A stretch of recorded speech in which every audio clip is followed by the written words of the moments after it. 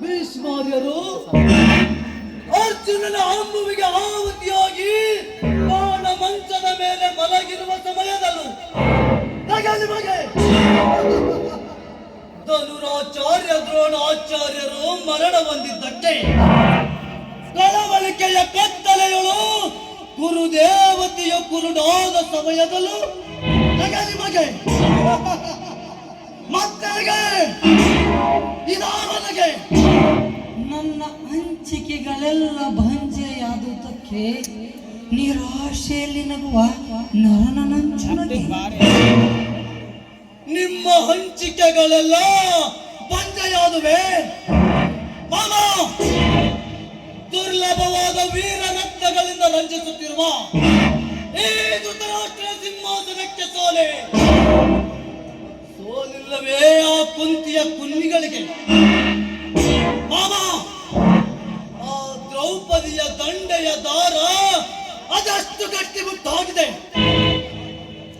ಇನ್ನು ಪಾಂಡವರನ್ನು ಆಡಿದ ಆ ಕುಂತ ಮಾದ್ರಿಯರು ಅವರ ಪಟ್ಟದರಸಿಯಂತೆ ಆ ದ್ರೌಪದಿ ಅವರಂತೂ ಪಂಚವಲ್ಲವೇ ಪಾಂಚಾಲಿ.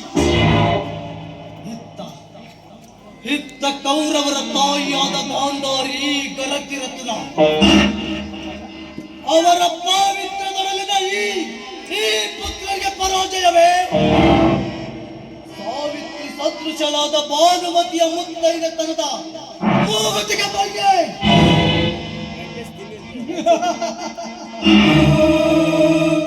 ಪುಣ್ಯದ ಬೆಳಸಿಗೆ ಬಹುಮಯ, ಪಾಪದ ವಿಷಮಯ ಬೆಳಸಿಗೆ ರೋಗ ಕೀಡೆಗಳ ಕಾಟ ಅತ್ಯಂತ ಕಡಿಮೆ. ಕೌರವರು ಪುಣ್ಯದ ಬೆಳೆಸು, ಪಾಂಡವರು ಪಾಪದ ಬೆಳೆಸು. ಮಾಮ, ಹಾಗಾದರೆ ಯಾವ ರೋಗ ಅಂಟಿಕೊಂಡಿದೆ ಈ ಪುಣ್ಯದ ಬೆಳಸಿಗೆ? ಏನು ಹೇಳಲಿ ಕೌರವೇಶ, ನಾರಿಯ ಅಂತರಂಗ ತಿಳಿದುಕೊಳ್ಳುವ ತಿಳುವಳಿಕೆ ಬೆಳಗಲಿಲ್ಲ ಈ ನಿನ್ನ ಬುದ್ಧಿಗೆ. ಹೊರಳಿದ ಹೂವಿನ ಹೊಟ್ಟೆಯು ಮೌನದಲ್ಲಿ ನರಳುವ ನಿಸರ್ಗದಂತೆ ನರಳುತ್ತಿದೆ ಪುಣ್ಯ. ಮೂಕತನದಲ್ಲಿ ನಿನ್ನ ಭಾನುಮತಿಯ ಶೀಲದ ಹೊಟ್ಟೆಯಲ್ಲಿ ಹೊಂದು ನಿನ್ನನ್ನು ಬಿಗಿದಿದ್ದ ಆ ಗಂಧರ್ವದ ಕೋಡಗದ ಕಟ್ಟಿನ ಕಟ್ಟನ್ನು ಹೊಂದು ಬಿಚ್ಚುವುದಾಗಲಿಲ್ಲ ನಿನ್ನ ಹೆಂಡತಿಯ ಕೈಯಿಂದ. ಕೌರವೇಶ, ಎಲ್ಲಿ ಕಾಮಿನಿಯ ಕಣ್ಣಲ್ಲಿ ಕಾಮ ಕುಣಿದಾಡುವುದು ಅಲ್ಲಿ ನಾಚಿ ಬಾರಳು ಜಯಲಕ್ಷ್ಮಿ. ಎಲ್ಲಿ ಸ್ವೈರತನ ಸುಳಿಯುವುದು ಅಲ್ಲಿ ದೊರಕದೆ ಮಗೆ ಜಯಸಿರಿಯ ದೊರೆತನ.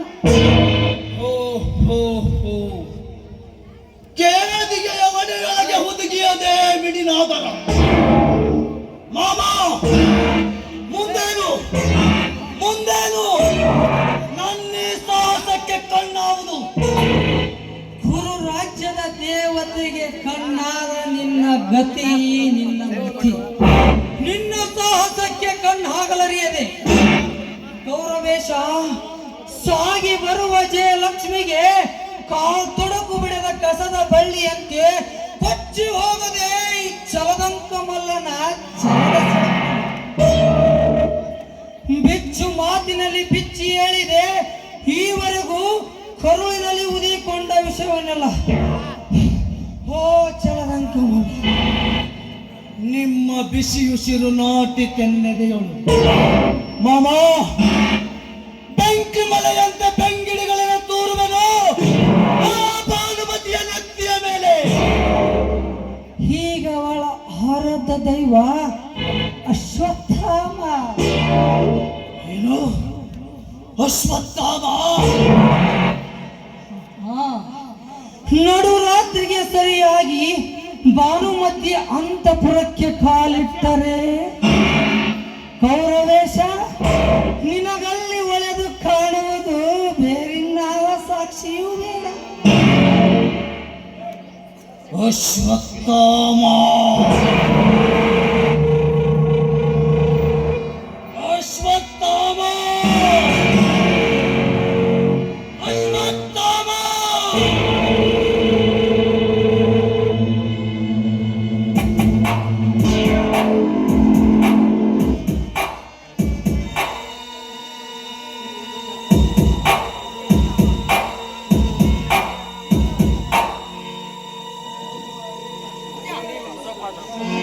ಬಂದೆಯ ಭಾವದಂಶಿ ಬೆದರದಲೆ ಬೆಚ್ಚದಲೆ ಬೀರನ ಬಳಿಗೆ ಏಕಾಂಗಿಯಾಗಿ ಹೊಯ್ತರುವ ರಮಣಿಯೇ ರಾಜಕಾರಣ ಹೊರಳು ನೀನು ಮಾತಿನಲ್ಲಿ ಬಹುಸರಸಿ ಆದ್ದರಿಂದ ನನ್ನ ಕಾರ್ಯಕ್ಕೆ ನಿನ್ನನ್ನೇ ಕರೆದು ಕಳಿಸು.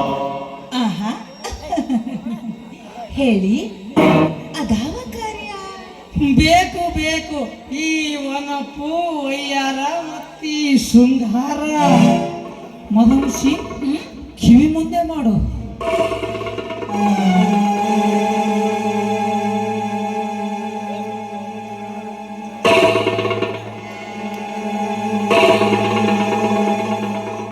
ಈ ಕಾರ್ಯವನ್ನು ಕುಶಲತೆಯಿಂದ ಕೊನೆಗಾಣಿಸಬೇಕು.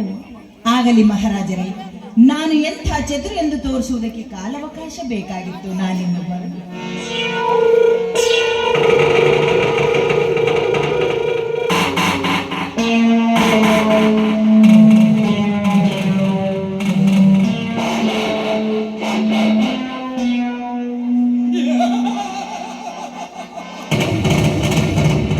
ಈ ಶಕುನಿ ಒತ್ತಿಸಿರುವ ಸೇಡಿನುರಿ ಗಾಳಿಯಲ್ಲಿ ತೂಗಲಿರುವುದು ಜಗದ ಜೋಕಾಲಿ.